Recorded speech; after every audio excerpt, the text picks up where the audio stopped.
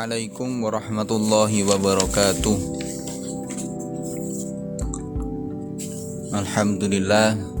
Alhamdulillahirabbil alamin. Assalatu wassalamu ala asyrafil anbiya'i wal mursalin Sayyidina wa maulana Muhammadin wa ala alihi wa sahbihi ajma'in, amma ba'du. Yang saya hormati kepada Bapak Dwi Haryono selaku dosen pengampu mata kuliah Jarh wa Ta'dil, dan tak lupa kepada teman-teman semua, semoga pada pagi ini semuanya dalam keadaan sehat. Amin amin. Langsung saja di sini ikan bersama teman saya mengenai status hukum para perawi.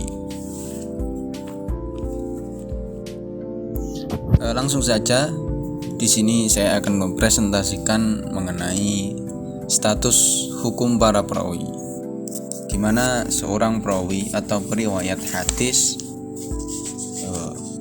harus bersedia untuk menerima penilaian ataupun kritikan oleh para ahli hadis atau seorang yang menilai, di mana pembahasan kali ini ada 3 sub. Yang pertama adalah hukum mengkritik atau mencacat seorang perawi. Kemudian yang kedua, media untuk mengkritik atau menilai perawi. Yang ketiga, tingkatan dan simbol Jarh wa Ta'dil. Langsung saja, pada kali ini sub yang pertama adalah hukum mengkritik perawi, di mana dalam menjarah para perawi dan mensifatinya dengan kedhaifan jika didapati jarahnya adalah sesuatu yang disyariatkan sebab kemaslahatannya lebih besar daripada kemudorotannya. Hal itu juga suatu kebutuhan, sebab sahih dan dhaifnya hadis tidak akan dapat dibedakan tanpa adanya kepastian mengenai keadaan para perawi, sebab-sebab kelemahan dan keguguran mereka.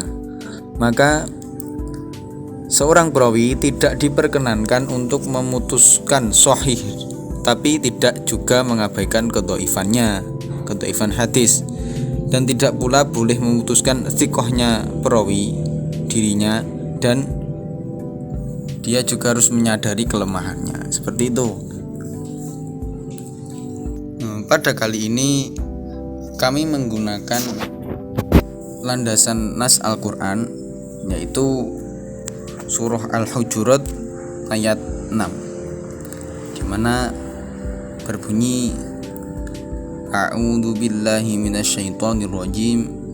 Bismillahirrahmanirrahim. Ya ayyuhalladzina amanu in ja'akum fasikum binaba'in fatabayyanu an tusibu qauman bijahalatin fatusbihu ala ma fa'altum nadimin. Shadaqallahul adzim. Di mana artinya, wahai orang-orang yang beriman, jika seseorang yang fasik datang kepadamu membawa suatu berita, maka telitilah kebenarannya, agar kamu tidak mencelakakan suatu kaum karena kebodohan atau kecerobohan, yang akhirnya kamu menyesali perbuatanmu itu.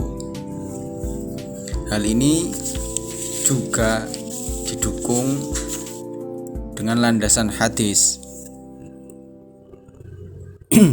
Nabi sendiri juga pernah memberikan kritik dan pujian terhadap para sahabatnya, dan ini termasuk bentuk jarh dan ta'dil yang paling sederhana.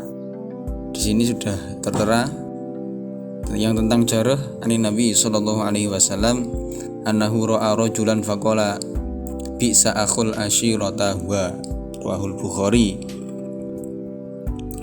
Betapa buruk saudaranya al-ashirah itu. Artinya ini yang masih sederhana, yang bentuk sederhana. Kemudian yang takdil, Na'ama Abdullah Khalid bin Walid saifun min suyufillah. Artinya hamba Allah yang paling baik adalah Khalid bin Walid. Dialah salah satu dari pedang-pedang Allah. Di sini bisa kita lihat antara perbedaan tentang jarh dan takdil, di mana semuanya diceritakan mengenai aibnya, tapi di sini bukan berarti aib untuk menjelekkan dia, seperti itu bukan. Di sini yang dimaksud seperti Al-Qur'an tadi, yaitu jika seseorang yang fasik datang kepadamu membawa suatu berita, maka telitilah kebenarannya. Jadi di sini diterangkan oleh Nabi itu kita bisa menilai seorang sahabat yang ini itu seperti ini, dan yang adil itu modelnya seperti ini. Seperti itu. Kemudian lanjut yang landasan logis atau secara teoritis, di mana Ajaj Al-Khatib berpendapat bahwa kaidah-kaidah syariah yang umum telah menunjukkan kewajiban dalam melestarikan ilmu ini, karena dengan menggunakan atau mengetahui ihwal para perawi ini akan nampak jalan yang lurus untuk memelihara orisinilitas hadis. Pada dasarnya ajaran Islam memang melarang seseorang membicarakan apalagi menyebarkan aib orang lain, yang dalam bahasa agama bisa disebut ghibah. Nah, namun demikian yang dikatakan seperti yang dikatakan Hasbi As-Siddiqi yang mengutip pendapat Imam Al-Ghazali dan An-Nawawi, ada 6 macam ghibah yang diperbolehkan. Di sini ghibahnya dalam tanda kutip ya. Yang pertama, karena teraniaya. Artinya orang teraniaya ini boleh mengadukan penganiayaan seorang pelaku yang menganiaya dia, seperti itu. Kemudian 2, meminta pertolongan untuk membasmi kemungkaran. Terus untuk meminta fatwa itu juga tidak apa-apa. Kemudian yang keempat, untuk menghindarkan manusia dari kejahatan. Yang kelima, orang yang dicela, yaitu merupakan orang yang terang-terangan dalam melakukan bid'ah dan kemungkaran, itu boleh dihibahi, maksudnya diceritakan keburukannya karena di sini demi kemaslahatan. Kemudian untuk memberikan informasi yang sebenarnya, jika dikaitkan dengan hadis kan sangat sinkron, apalagi dalam menilai atau seperti yang tertera tadi ghibah, tapi di sini ghibahnya dalam tanda kutip ya. Kita menceritakan atau menceritakan ikhwal atau keaiban seorang rawi, di mana macam-macam aib rawi itu ada 5, umumnya ada 5. Yang pertama adalah bid'ah, bila melakukan tindakan tercela atau di luar ketentuan syariat, itu termasuk aib yang bisa diceritakan. Atau mukhalafah, melayani dengan periwayatan yang lebih sikoh, dia melebihi orang yang lebih sikoh. Kemudian gholat, ada banyak kekeliruan dalam periwayatannya tersebut. Kemudian jahalatul hal, tidak terkenal, di mana seorang perawi itu juga termasuk harus terkenal di kalangan ahli ilmu. Kemudian dakwal inqita, diduga keras sanadnya tidak bersambung. Nah, itu menjadi sebuah penilaian untuk menjaga keorisinilitasan sebuah hadis. Langsung itu tadi adalah hukum mengkritik perawi berdasarkan landasan Al-Quran, hadis, dan landasan teoritis dari beberapa imam atau ahli ilmu yang berkecimpung juga dalam hadis. Lanjut pada media yang digunakan untuk mengkritik atau menilai seorang perawi. Adapun keadilan seorang rawi itu dapat diketahui dengan salah satu dari dua ketetapan seperti yang tertera di sini adalah yang pertama, dengan kepopulerannya di kalangan para ahli ilmu bahwa dia terkenal sebagai orang yang adil. Seperti tadi, kelemahan seorang perawi atau aib yang bisa diceritakan seorang perawi itu seperti jahalatul hal tadi, tidak terkenal. Jadi bila tidak terkenal tadi, kita juga harus perlu menelusurinya. Kemudian kedua, adanya pujian dari seseorang yang adil, tazkiyah, yaitu ditetapkan sebagai rawi yang adil oleh orang yang lebih adil lagi. Nah, itu tadi semua dalam mencari atau menilai, kita tetap menggunakan media yang sudah terbukukan atau tertulis. Bisa juga dengan ahli-ahli ilmu yang pernah sezaman atau mungkin pernah bertemu dengan para ahli yang kurang atau yang lemah dalam meriwayatkan hadis. Tapi di zaman kita sekarang ini ya tidak lain, kita tetap berpedoman kepada referensi yang sudah tertulis atau terbukukan. Adapun media atau referensi untuk mengkritik ataupun menilai seorang perawi, yaitu tetap melihat dari pendapat ahli hadis ataupun dari kitab-kitab yang menerangkan ihwal perawi. Misalnya ada kitab Tawarikhur Ruwah, salah satunya adalah Al-Isobah fi Tamyizis Sahabah, dan juga dalam Jarh wa Ta'dil ada Ma'rifatul Rijal karya Yahya Ibnu Ma'in. Kemudian Lisanul Mizan karya Al-Hafidz Ibnu Hajar Al-Asqalani. Itu tadi adalah media yang digunakan untuk mengkritik atau menilai seorang perawi. Jadi kami menggunakan teori seperti ini berdasarkan referensi kami yang sudah kami telaah. Ya mungkin seperti itu penjelasan dari saya atau penjabaran sedikit dari saya mengenai status hukum para perawi pada sub 1 dan 2. Kemudian sub 3 akan dijelaskan oleh teman saya, yaitu Mas Ayuhan Maulana. Kepada Mas Ayuhan Maulana saya persilahkan, monggo Mas. Bismillahirrahmanirrahim. Di sini saya akan melanjutkan penjelasan dari rekan saya, yaitu tingkatan jarh wa ta'dil.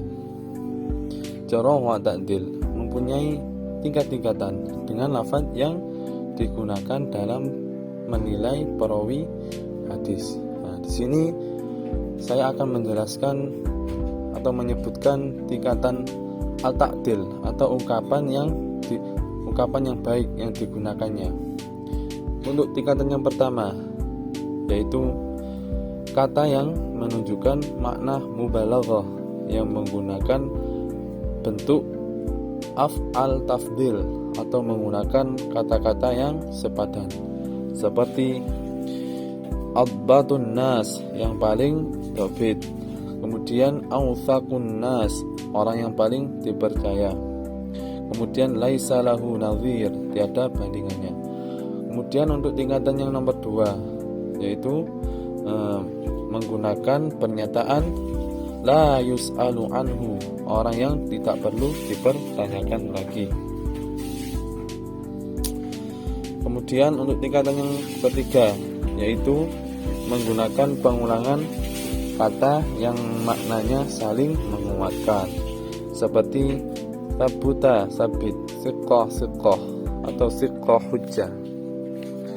Kemudian untuk tingkatan yang nomor 4 yaitu menggunakan kata yang menunjukkan makna adil dan juga kata-kata yang menyiratkan kedobitan. Contohnya dengan menggunakan kata mutqin, orang yang sudah ahli, sudah sengawas gitu.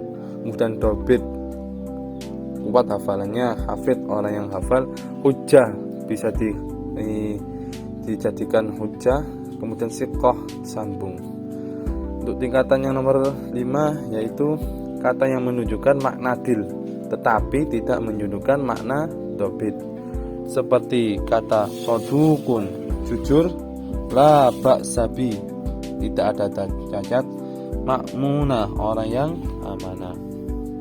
Kemudian untuk tingkatan yang terakhir yaitu kata yang menunjukkan makna adil tetapi kurang kuat, atau dengan menggunakan kalimat masya, insyaallah, atau dengan kata yang ditasghir wazan fu'ilun atau sejenisnya.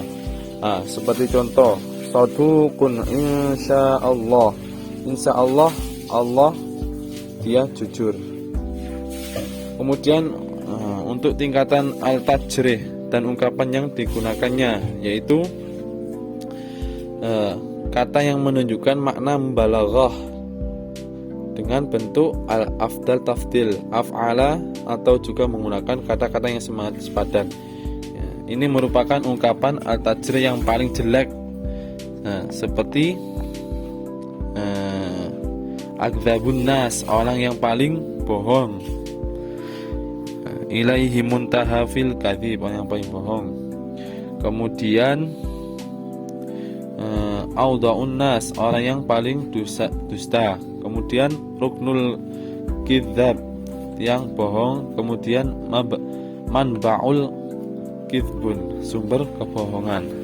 Kemudian untuk tingkatan yang nomor 2 dari al-tajrih yaitu kata yang menggunakan makna bohong atau juga menggunakan yang bermakna mubalaghah tetapi masih di bawah tingkatan yang pertama, seperti kata kadzabun, wadha'u, dajjalun.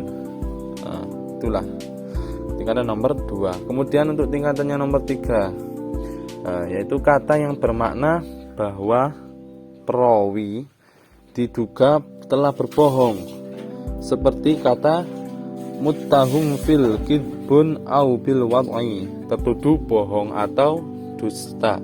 Kemudian majrukul hadits, hadisnya ditinggalkan. Kemudian yasrukul hadis, mencuri hadis. Kemudian untuk tingkatan yang nomor 4 kata yang bermakna sangat dhaif, seperti kata dhaifun jiddan, sangat lemah. Mutrahul hadis, hadisnya dilempar atau dibuang. Kemudian mardudul hadis, hadisnya ditolak. Kemudian la yuktabu hadithuhu, hadisnya tidak tertulis. Kemudian tingkatan yang nomor 5 kata yang menunjukkan bahwa seorang perawi dhaif atau hafalannya bermasalah, seperti ungkapan dhaifun, lemah. Mungkarul hadis, hadisnya mungkar. Lahu manakirun, baginya hadis-hadis mungkar. La yuhtaju bihi, hadisnya tidak bisa dijadikan hujjah. Kemudian untuk tingkatan yang terakhir, kata yang menunjukkan bahwa perawi dhaif tetapi mempunyai sifat mendekati sifat adalah atau adil, seperti kata dha'fun atau fihi dha'fun, di dalamnya ada kelemahan. Kemudian fihi maqalu takallamu fi, hadisnya diperbincangkan.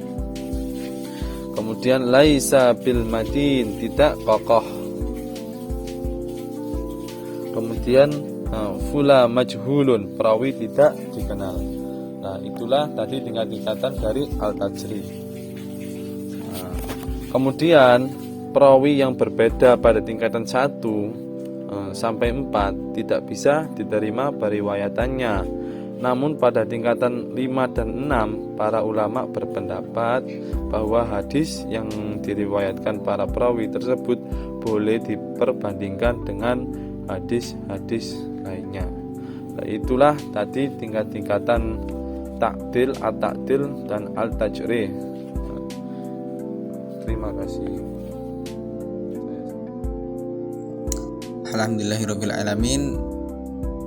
Presentasi sampun sudah dijelaskan semua oleh kami mengenai status hukum para perawi. Ya mungkin itu dulu dari kami, kurang lebihnya mohon maaf. Bila nanti ada pertanyaan atau kritikan bisa disampaikan di diskusi WA Group. Mungkin cukup sekian dari kami. Wabillahi taufik wal hidayah wa ridho wal inayah. Wassalamualaikum warahmatullahi wabarakatuh.